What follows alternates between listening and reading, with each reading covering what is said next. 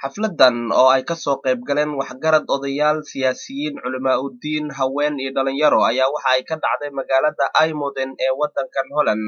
ayadoona xafladan si weyn loogu taageersanaa Malaaq Cali Malaaq Maxamed Malaaq Wehliye oo ah malaaqa xamar iyo xamardaye oo dhawaan lagu caleema saaray magaalada Muqdisho ee caasimadda wadanka Soomaaliya. dadkii kala duwanaa ee munaasabadan khudbadaha ka jeediyay ayaa waxa ay aad u amaaneen malaaqa ayadoona ay sheegeen in malaaqu uu yahay malaaqa da'yar isla markaasna ay hor yaalaan waxyaabo badan oo ay ugu weyn tahay arrimaha dib u heshiisiinta. iyadoo caleen waxaan isugu imaanay caawa halkan inaan u hambalyeeno malaaqii Soomaaliyeed Malaaq Cali Malaaq Maxamed Malaaq Wehliye. هذا وحول ترى ورنا هذه وأنا مهتمي عن ذلك حصل قبل قاصة ورنا هذه جود فرنك الزوجية يوصل الكوليان تاجر دي ملاقي سومالية. وحنا يا رب تعالى وحنا وحنا سنة على مالين وحنا كلها كلام قاضياش تاجر دي ملاقي ملاق محمد ملاق وليه. وحنا يا ملاق ما أهل سياسة كلمة ملاق وكلمة لكن سودرين وليس عليه استعنا وحين لك إني يا ملاقي سودرين طبعا بكوي طبعا إني marka malaaq horta intii waxa leenahay ilaahay haku la garab galo hawshan weyn oo weyn xikmaday waxaan halkan marka hore u tahniideynaya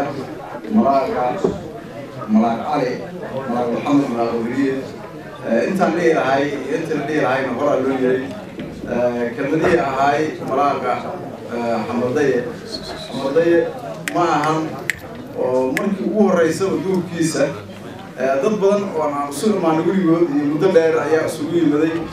dadku isugu yimid waxa kamid ahay saddexda maayirka magaalada Muqdisho muxuu ahay maayirka gobolka Shabeellada Dhexe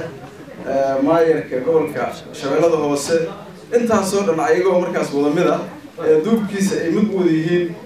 iyo in kale oo ka sii fog ay kamid yihiin muxuu ahay Boqorbulaan oo ka yimid meesha aad u tihiin Soomaaliya oo dhan isugu timid ayaa mid ka ah. Faadumo Carayo oo ka tirsan dadkii soo qaban qaabiyay munaasabadan ayaa waxa ay sheegtay in ay aad ugu mahadcelinayso dhammaanba dadkii ka soo qayb galay munaasabada ayadoona sheegtay inay aad u taageersan tahay malaaqa xamar iyo xamardaye ee dhawaan la duubay.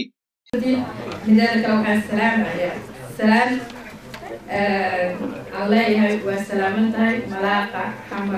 يا حمر ضيق ملاقة حمر يا حمر ضيق ما شربتها الله لكن هو حواي كل طريقنا إنه نقول ملاقة الصوماليات حتى الكهر محل يري هدي لدور ملاقة حمر صومالي وبيدو بيساعد وحنا رجلين كي نبض نور سيدو كي أندرنو للدورية إلهي هنبرنو dhinaca kale intii ay munaasabada socotay ayaa waxa qadka telefoonka soo galay malaaqa xafladda loo dhigay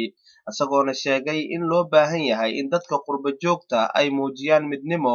waxaana uu sheegay sidoo kale inuu si aad ah ugu mahadcelinayo dhammaanba dadkii ka soo shaqeeyay munaasabadan qiimaha leh. Cabdullaahi Maxamed Xuseen Taajiro warbaahinta qaranka magaalada Aymoden